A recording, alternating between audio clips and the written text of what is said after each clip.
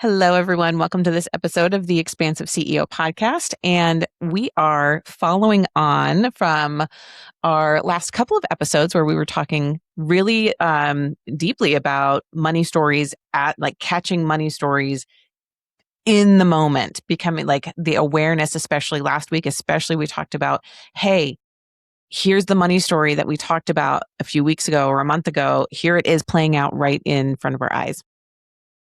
And so I saw a post on Instagram actually, from a big creator who was, talking about, what was it, like 18 things about her marriage. And it's like, oh, not the 18 things that I've learned in 18 years, but here's some funny ones for you. Kind of like it was supposed to be tongue in cheek. But I didn't find it funny whatsoever. And Same. right. And the thing, oh, there we go. I don't need the sound. The things that came up, I'm actually going to go look at it right now, were like, ooh, there's some money stories actually coming out really strongly that like it's not funny or cute. And the comment section below this post was really actually like one of the things that was like, well, that's surprising because most of the people that commented were like, oh, exactly the same, spot on. Like this is so relatable. It's like, that's interesting. The couple that I want to talk about and kind of dive into. And these people have been married for like 18 years. They have a couple of kids. I'm going to say supposedly.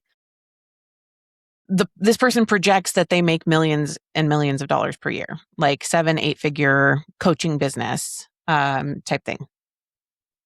And I'm going to read these couple of slides, and I want you to notice what feels off about it from, again, someone who proclaims to have $1 million offers, 7-8 figure, revenue business.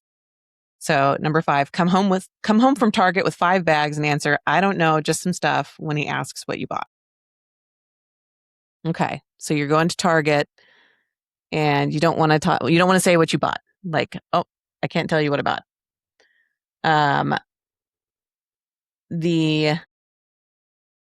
Where's the other one? Buy something new, and when he asks if it's new, tell him you've had it for years. That was another one. And then, gosh, where's the other one? I think the other one was like, have all your Amazon packages delivered on a day that he's not home. Break down all the boxes and get rid of them before he can see them. Those 3 in particular, I was like, why are we doing this? How does that jive with the image of, the 10 million plus revenue business owner, but you're hiding your Amazon packages from your husband? in Target and Target and a new dress, and your husband notices, I've had this forever. Why are we doing that? What's happening? Yeah, it's funny that we were conversing about this post back and forth, and you pointed out of like sounds like there's some money stories in there. I was like, oh, you're absolutely right, because what came to my mind, right, from the lens that I now kind of operate through my experiences, like, well, this doesn't sound like a healthy relationship at all. Like, more of like, wow, there's some communication challenges in there, not being open and honest about these sorts of things. And, just coming from both of those angles. And this is what pisses me off about this collective messaging, whether it's relationships or whether it's money. And it all comes back to deception, Manipulation. Yeah. And not in a, as we talk about it, of kind of expanding the definition of what something like manipulation means. No, this is conventional manipulation. And just, I don't get it. And to your point, it's like the comment section was like, oh yeah, this is great. This is how I do it. It's so funny. Yes, like tongue in cheek. Like if it truly is tongue in cheek, bravo, you did agree. I don't know, whatever. But it doesn't come off that way. The way that it came off was wildly insincere. Yeah, I mean, for me, it was unkind.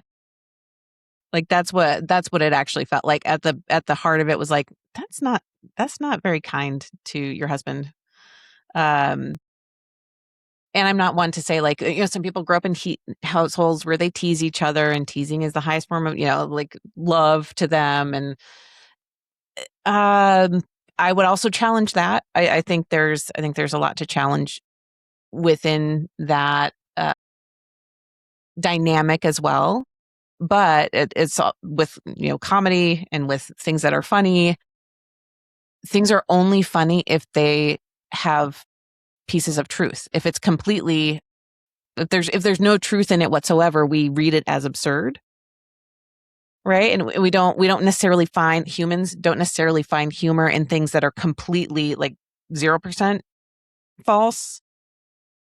And that's how comedians, how stand-up comics write, is like there needs to be like a nugget of truth in there in order for the joke to land. Or you subvert, something. You're like, oh, I'm not a comic, but I know how some of the tropes work, right? And so this particular, again, this person and like the wider net, kind of like that network of I'm going to say quote unquote 8-figure coaches. Like there are a few of them. You know who they are if you're on Instagram, if you're in the coaching space, or have seen any of you have run across these women. Yeah, because they don't let us forget who they are. Which is why they have great marketing, great marketers. But it's just, and it's another, like, to me, it was just such a glaring insincerity, or I'm going to say like breach of integrity, compared to, again, the polished image that's going out all the time. And even within, this like trying to be authentic, trying to, share, like, no, like that's not hitting the mark either. And so I wanted, really what I wanted to focus on today was that, like, why are you projecting such a high revenue, or say, telling people like, this is what I built, this is my team, this is, we're so successful, this and that. And then on, joking in 3 different posts, 3 different slides out of 18 about hiding your spending from your spouse. Those two things are very, very incongruous or incongruent with each other. And to me, from my lens of when I notice money stories in the wild all the time. So this is what we're calling money stories in the wild. Uh, right. Like, it's an immediate red flag, or at least an orange flag to Mm-hmm. me, Yeah. when anyone's talking about hiding their purchases, hiding their spending, hiding things from their spouse. It's such a common, sadly, like it's a really, really common thing. I've done it. I think we've all done it. And I so like, so I also know from experience how, like, healing through that is also hard. Mm. Yeah. And on the other side of it, man, there's nothing like when you can just be open with your spouse, when there's not money hiding stories. Um, I mean, that there, it's just like that's the basis where you can have trust. And you can have goals that you can work towards together, that you can have collaborative relationship when it comes to how are we going to experience life together versus, like, again, that hiding energy goes completely against, you know, our three core pillars, which are save wisely, spend joyfully, and support generously. Even if it was funny, even if it's not true, right? Maybe behind the scenes, let's give her the benefit of the doubt, right? What if maybe it's not, but putting it out there within the lens of quote unquote authenticity of like, oh, look at all these things that kind of happen in our marriage. Our marriage isn't perfect, or whatever the message truly was. Because I actually did have no idea what the actual message is. But let's say it's not real.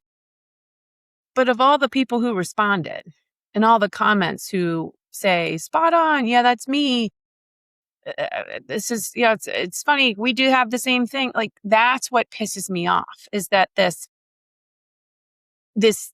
drive for authenticity, quote unquote, just shows that, I'll just say it, most relationships are fucked up. And most relationships with money Mm-hmm. are fucked up. And yes, that sounds like it's coming out with a lot of judgment. I have no judgment for the people. I have judgments for the systems. I have judgments for the perpetuation of, it's quote unquote funny to post this kind of stuff out there to show that, hey, we're all relatable. We're all, nothing's ever perfect. Yeah, you're correct. Nothing is ever perfect. I just feel like current society is only going to become even more broken, working within the guise of, oh, I'm authentic, I hide my packages just like everybody else, or I want people to resonate with me because I hide my packages from my husband. Therefore, we're all connected. Is that what we want to be connected about over? Yeah. I think, I come from a lens of, I've been through way too much relationship shit too. Support a message like that, or, find that funny. I mean, to your point, it's kind of like, oh, okay, well, there's an orange flag, or there's a red flag, or, a crimson flag, whatever you want to call it. And it's just, I feel like saying something really, we're just making ourselves dumber. The species. Like, just to actually work through these things takes a lot of courage. Mm-hmm. To truly face the dark sides of your relationship with your spouse, with your partner, with your children, with your parents, with your friends, whatever, and to face the dark sides of your relationship with money. They take a lot of courage. They take a lot of work. They can put you in, I'll say this, they can put you in a dark place as you're working through it. Mm-hmm. But there is truly nothing brighter on the other side. And I say that as somebody whose relationship fell apart. So it doesn't always necessarily need to be the outcome that you think you want or needs to be.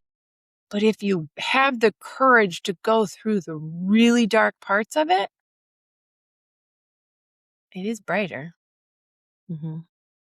It's lighter, right? It doesn't feel uh that was the thing for me too, is like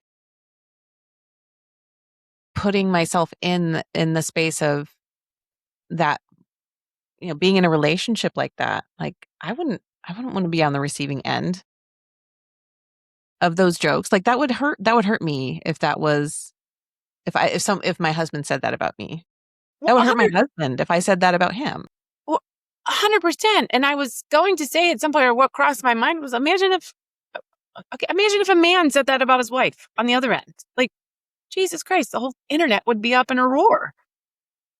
And yeah, it should be an up in a roar on either end. Right. And I think everybody knows us well enough that we're not coming at this from some kind of like Christian fundamentalist point of view of like, women be submissive to their husbands, or, if Hannah and I, hell no.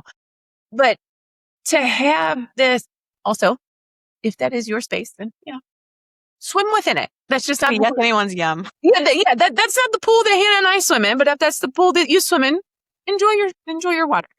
No, I lost my train of thought. But it's more about, I think at the crux of what you and I really work on is like, how do we have healthy relationships with money and with each other as a result of knowing that those two things are always combined, Yes. particularly with your spouse or your partner.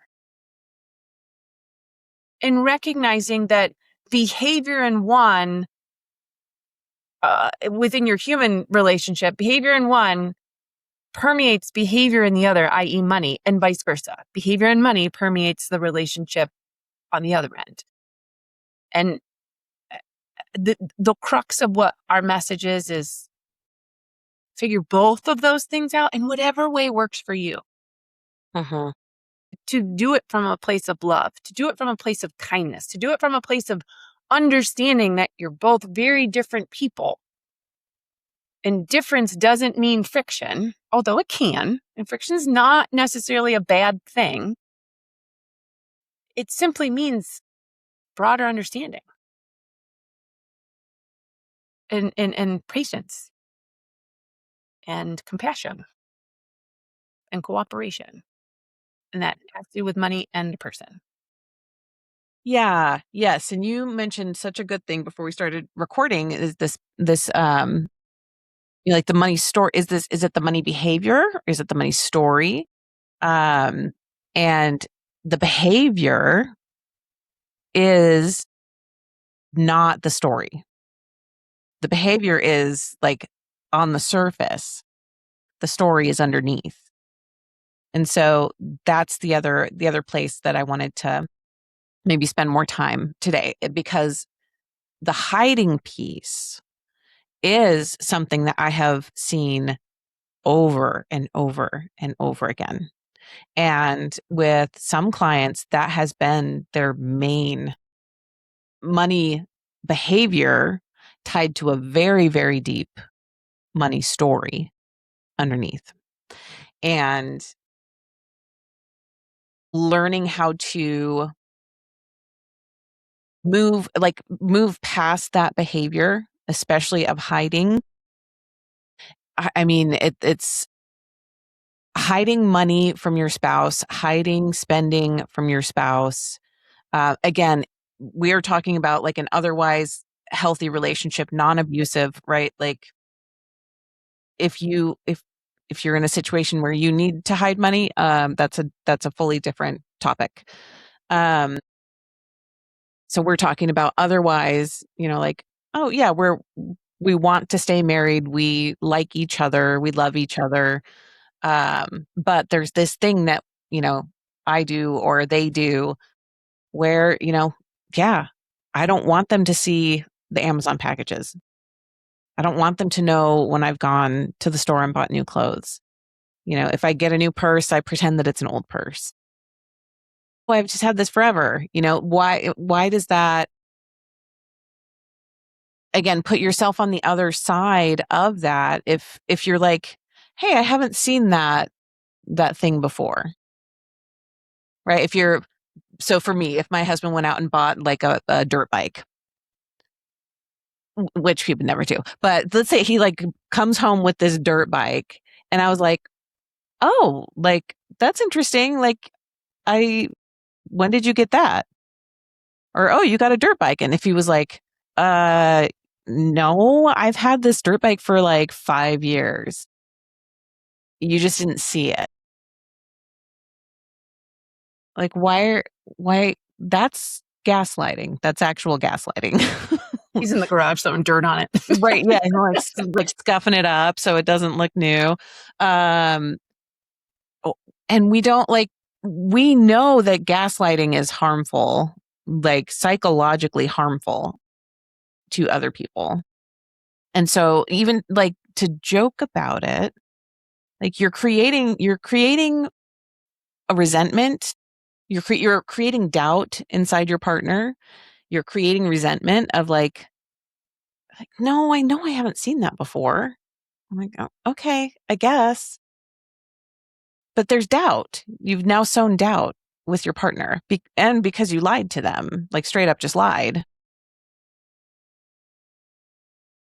And if you're going to do that about something as small as, a purse or a dress or shoes or whatever, like why is that different from the bigger things? Why is that different from, oh, I actually, yeah, spent $1 million or I spent $100,000 on something and I didn't tell you. All right. And I'm not going to go like the slippery slope argument. I don't think that's necessarily appropriate, but even in the little details, the lying creates cracks and fissures and distrust to where,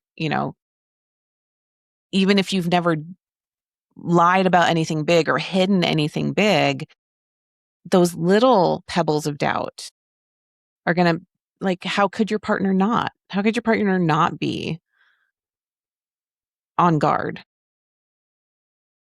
when you'll lie about the little stuff? You'll hide the little stuff, right? It's part of it is, how you do one thing is how you do everything. I think that one actually does hold true in a lot of ways.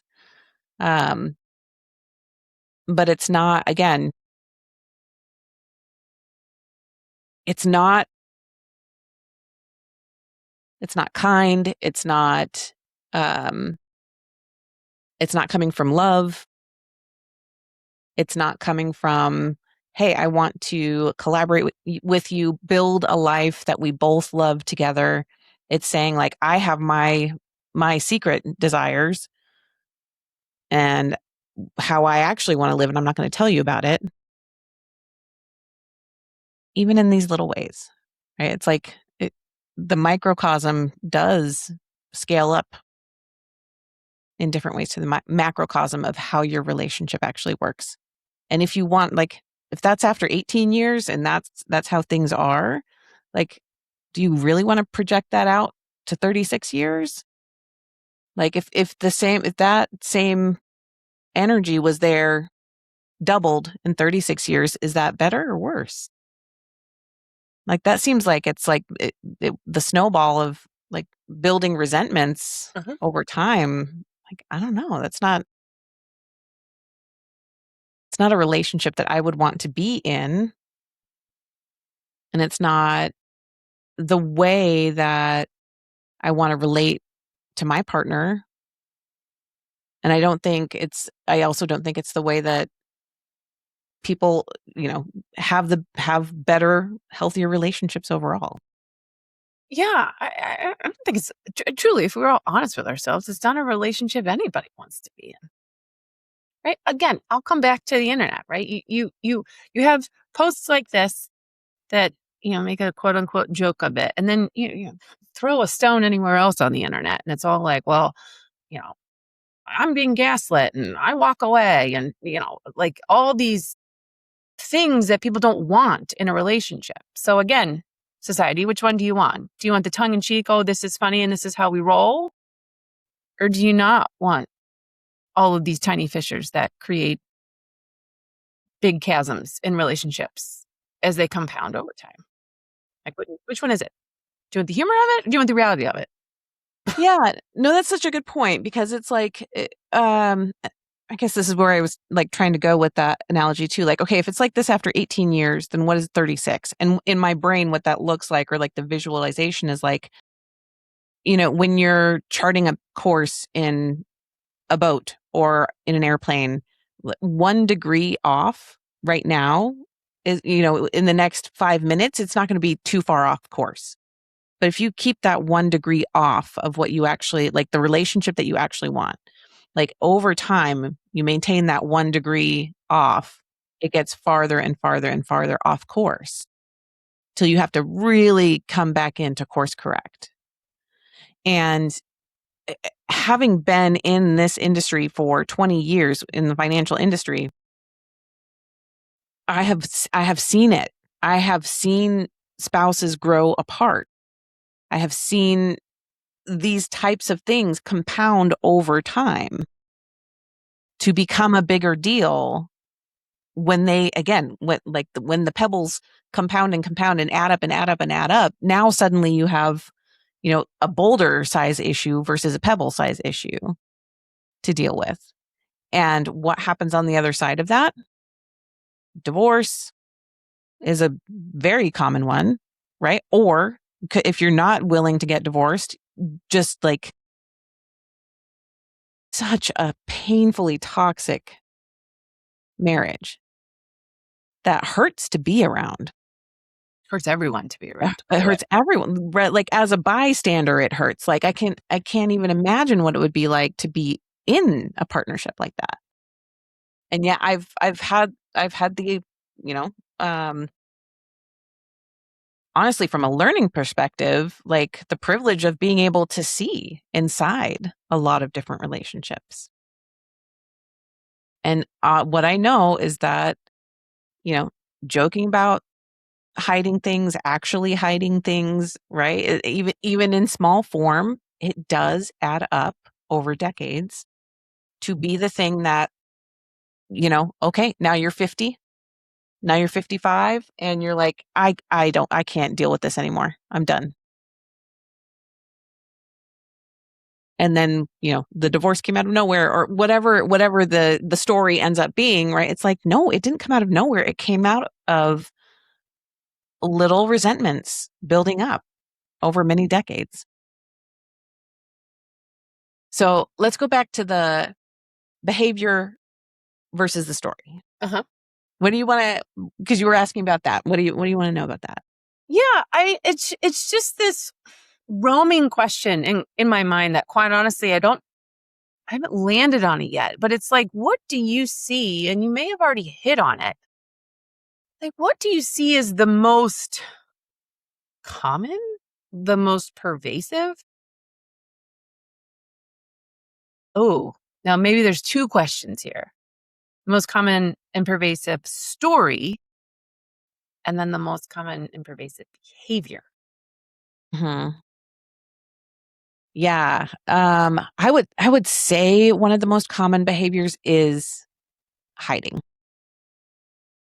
As far as hiding purchases, hiding spending, um, just hiding money in general. Um, that's a really, really, really common behavior. And like I alluded to before, it's not necessarily from the same story. That I think that's kind of the holy shit moment of like, Yes, they are two different things.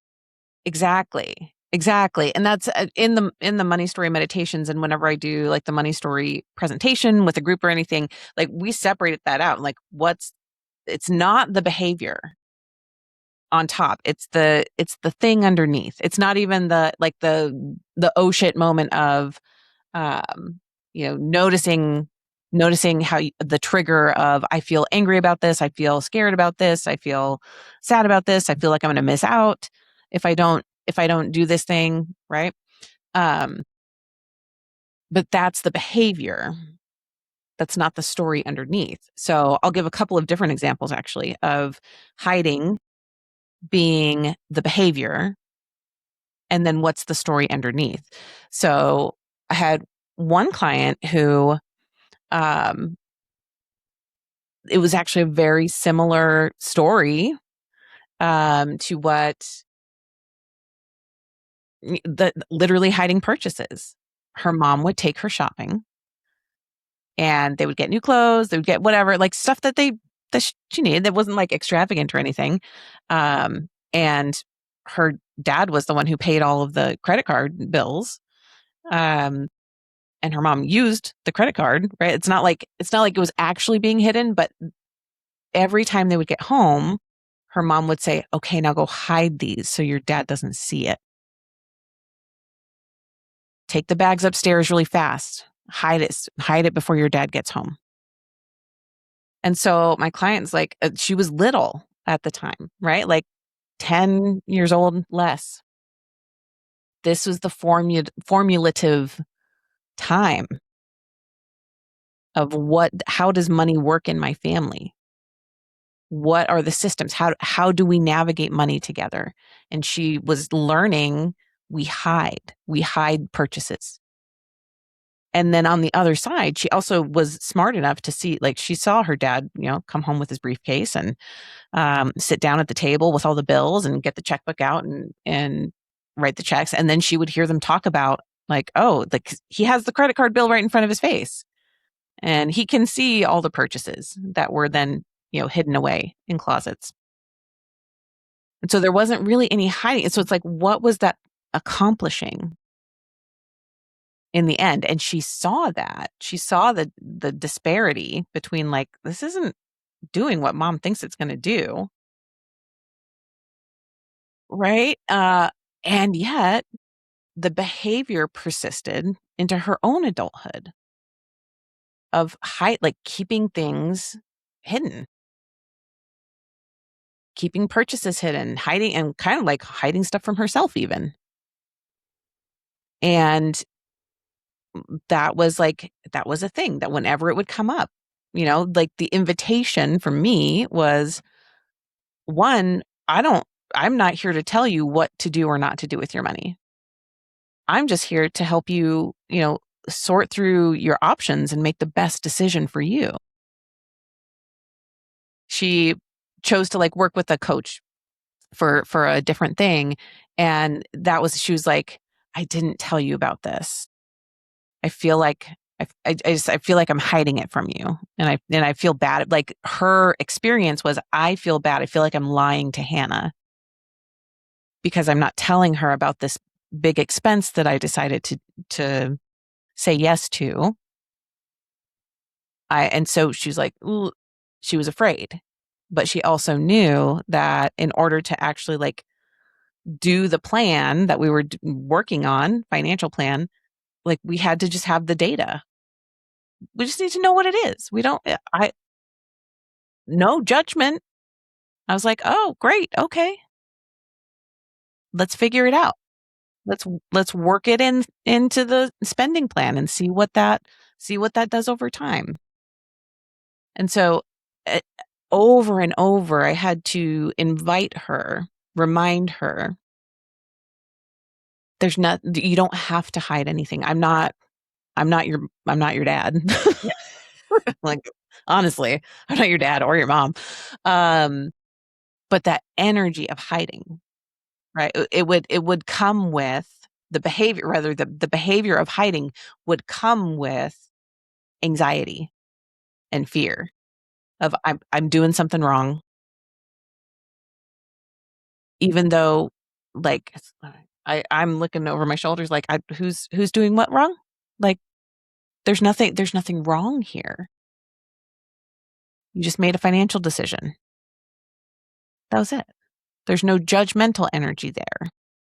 And so, um, that one, right? It's like, it was really, really fascinating for over, several years to like see how it would surface again in different ways.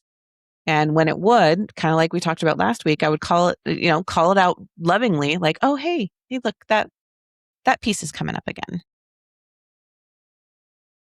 Let's give it some love. Let's give it some love and shine a light on what it's trying to say. What are you hiding? What are you afraid of? What are you afraid the response is going to be that you're bracing against by hiding, basically, the behavior of hiding. Other other time, right, that this can come up is when we actually hide things from ourselves. Mm. Yeah. And I've called that manufactured scarcity because there's a there's a story that says like I, I'm not safe, right? I'm not okay. Things weren't safe when I was little. We didn't have enough when I was little. I had to squirrel things away. I had to save things, right? It could be, I mean, you can think about um another very correlated behaviors like hiding food, Mm. right? Mhm. Kids who will hide food, right? I didn't do this necessarily. I would sometimes with like my Halloween candy and things like that. I had 3 brothers. I This is was the 3rd interesting. of 4, right? So 2 older brothers, then me, then younger brother, and, it was the classic, if you don't eat it when it comes in the house, you don't get it. If there's ice cream, like, you better get some right this second or else you're not gonna have any. Um, eh right? And it's the It's friend, like Monica. Friends. I grew up like that. If you didn't eat fast, you didn't eat. You didn't eat fast, you didn't eat. Yes, exactly. And for some people, there really truly was not enough food. And right. And so kids will like squirrel away food in their room and hide it. We do the same thing with money. And so when I call it manufactured scarcity, what that means is, when I see someone who's like, I don't have enough, it's never enough. Like I'm always just on the edge of um not being able to pay my bills and I have to like move money over from savings or, whatever it is. And then I'm like, okay, I hear you. Interesting. We go through and we find all of their accounts. And very often in these cases, we'll end up with a list of 15 to 20 accounts, whether they're checking, savings, investment accounts. Like I have a Roth IRA over here and then a traditional IRA at a different bank and like another little IRA over in that place. And then I have like this little investment account that I put $20 a month into, but then I have this other investment account that, I had $10,000 in for some reason. This is not an exaggeration. I'm literally like picturing like client lists that I've worked with. And then when we see it all together, they say, "Oh, I didn't know. I didn't know I had all of that. I didn't know it was going to add up to that much." But when it's, you know, $200 here and 5,000 there and 1,600 there and 20,000 over there and for like it feels like there's not enough in any one place because there's not. There's no cohesive like, "Oh, this is my cash reserve and I have 3 months worth of expenses in my cash reserve account." Instead, it's like, "Oh, I have like again, $1,200 over here, $500 over there. Oh, that bank had a promotion on the interest rate, so I put $500 over there." And then you never feel like you have enough because you're literally hiding it from yourself. And when you put that into a partnership, a lot of times one partner takes the financial lead and the other one is like, "All right, I guess, yeah, like they take care of it, so I'm not going to do anything with that." And very often, the one that takes the lead is the one who has the control and Mhm. hiding issues, Mhm. or hiding behaviors. I don't want to say issues. Has the hiding behavior is usually the one that wants control of the accounts because it feels safer, right? If they are the ones who like know where it is and they know where they're hiding it, there's a sense of again, just a sense of control that comes with that. And then the other spouse is just kind of like, okay, well, I guess they've got it covered, but it doesn't feel good. Doesn't feel like enough. I feel like I don't ever have quite enough to make it through the month. And I'm always having to ask like, okay, where's this? Can we move money? I need to pay this bill or whatever is coming up. And then when we look at it all together, It's like, oh, hey, we can release some of that scarcity energy. It's okay now. And so like that's kind of coming back around to the post, talking about hiding the Amazon boxes, hiding the Target purchases, lying about something being new when and saying it's old. Again, what are you afraid of? That's the behavior. The hiding is the behavior. What's the story? Why is that? Why is that a problem? Why is that coming up in your relationship? Or why is that the solution? Why is that the solution to, to the fear, the underlying fear? There's this question that's now coming up. If hiding seems to be the most common, we'll just say common, behavior related to money. Because as you were sitting there, I was like thinking through my thing. And while I have a wildly different story, hiding has been a behavior. What is it about money that as humans, we tend to go to the whole hiding, regardless of where the behavior, what story actually is there or that stems from? Right. What's the like the beginning of the story? Yeah. Um mm, why is it a thing we tend to do with money? I, from my experience, it's it's about being able to control your Yeah. circumstances. Yeah. Control is what feels like it. Mhm. Yeah, because we notice, again, a lot of money stories stem from when we're children, right? So like our childhood, it could also be adolescence, it could also be, like their money stories can compound throughout your whole life, right? 1,000%. And so when we're little, if it doesn't feel like there's enough for any reason, if you happen to grow up in a family where either there truly wasn't quite enough to pay the bills, or your parents' money stories are, we're not going to spend money on that. We don't have money for that.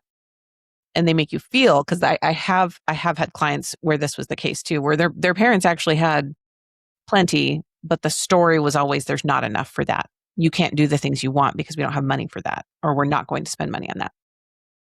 No judgment. Again, like they have their own money stories. All right, they got to work through something too. Um, but there's a loss of autonomy and there's a loss of control.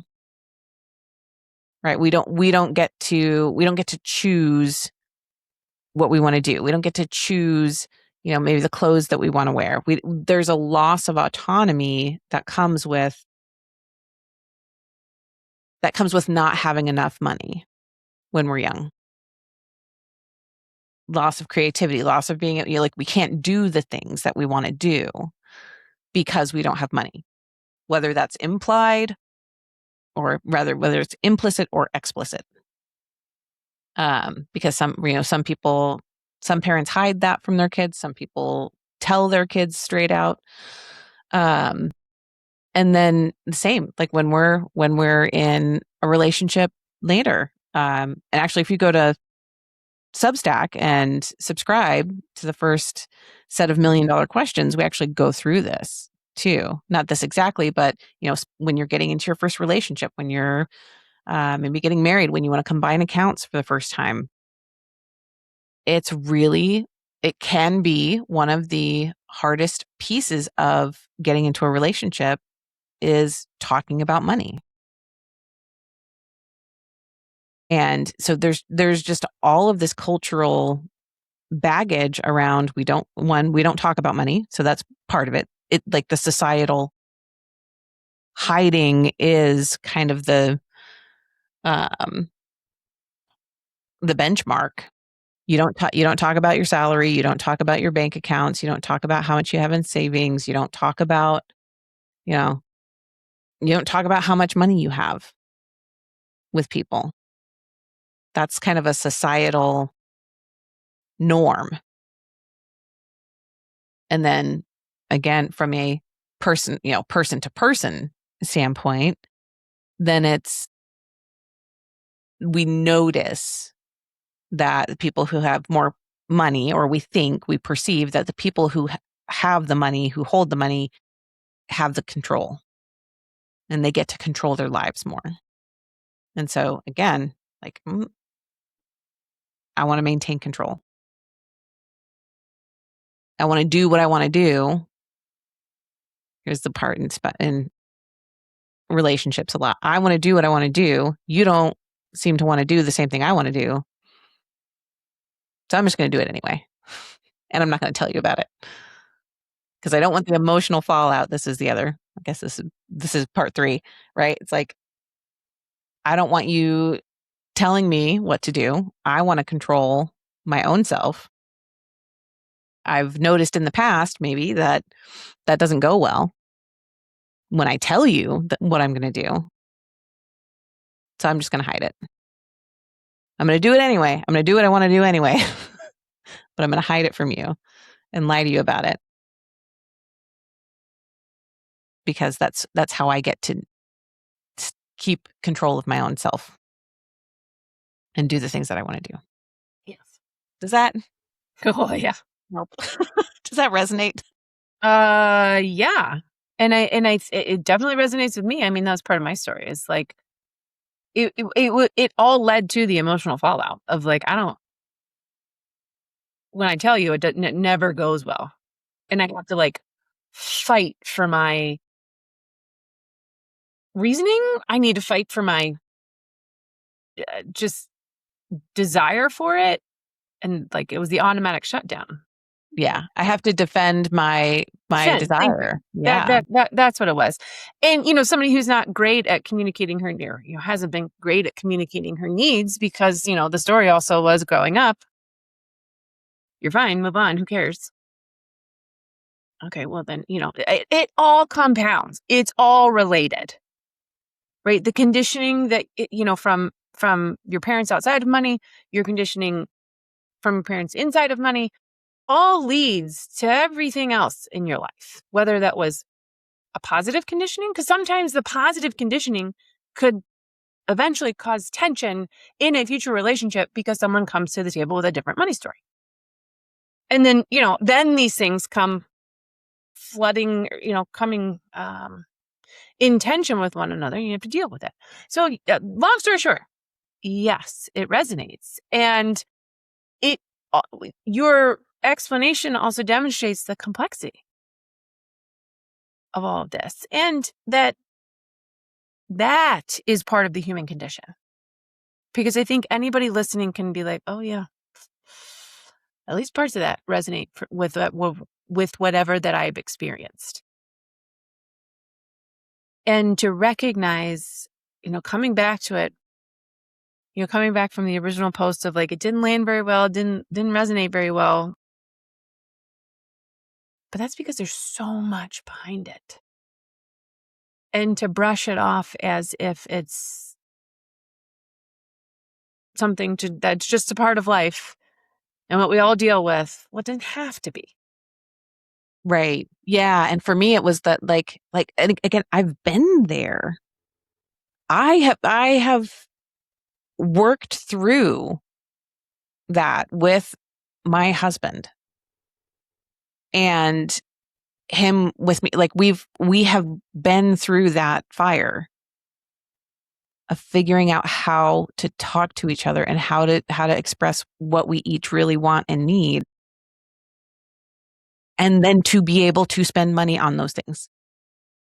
And for it to then be the place of like, no, we don't need to hide things from each other. You don't need to buy something on a different card. You don't need to, the only thing we do that with is when we still don't even do that. It's like, if it's my birthday or if it's Christmas, he'll be like, don't look at the credit card so I can surprise you. Right? Like that's the only time again, usually he'll be like, hey, just don't look for a little bit. It's a surprise. Yeah. And surprise is so different from hide. Yes. Right? Like the energy, I've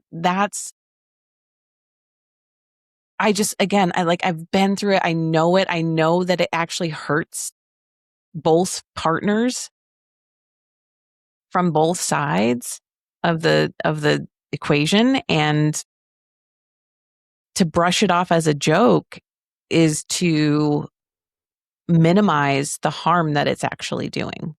Yeah. In a relationship. Yeah. I think the greatest myth of any relationship is that you have to agree. On the flip side, the other greatest myth is that if you disagree, then it has to lead to tension. No. No, you can disagree and continue to move forward, like together but separately, right? Or separately but together, either way you want to look at it. And to that end, like, hey, I desire this. Is what I want to spend my money on. You desire that, and that's what you want to spend your money on. I don't even remotely agree with it. But we sat here, we had a conversation. We have a mutual understanding of what's important to us. We move forward. And to your point, like a surprise is very different than I don't ever want you to see it. A surprise comes with the implication of you eventually find out. Right. Exactly. And hiding is I never want you to see it. Right. Right. And final thought here. We have to wrap up early. It's a short conversation. Oh my gosh. But the final thought there being too that it's shoot, I just lost it. The hiding energy being, oh my gosh, I just completely it flew out of my brain. That's so funny. Maybe that was the final thought.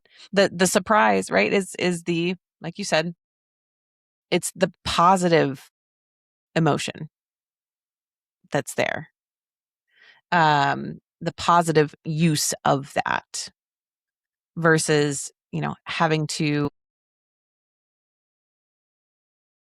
again, just feel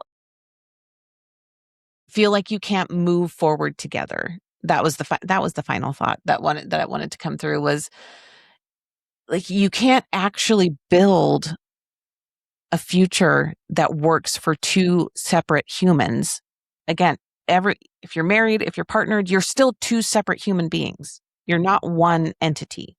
You are two separate human beings. And in order to build a financial plan that will help you get to your best life as two separate human beings who are also married and want to stay together and want to live life together, we have to know what each of you cares about. And that could be a whole nother conversation. Maybe we can talk about that next time, is, why it's so important to me that we discover everyone's desires. Because there will be some things that, yes, you have the same, like you both want to travel, you both want to have a beach house, whatever. Like there is some stuff that's going to be together. But if there's one person, if the person who's in control all the time is also the one who's controlling the vision, that's not good for partnership. We need to hear from both people, and you both need to be able to have some autonomy over your spending, even when you're working on shared goals. So that was it. I did it. And and I really do. We have to stop early today. But we will talk more about that next time. I think that's a really good continuation from this conversation is, okay, well then how do we do that? How do we stop hiding? How do we learn how to spend joyfully together and separately, and make room and make space for all of that? Any other thoughts? No, but I'll write that down because listeners know that we will forget. So we have to write it down. Yeah. All right. Thank you so much for being here with us today. We'll see you next time. Hi, friends.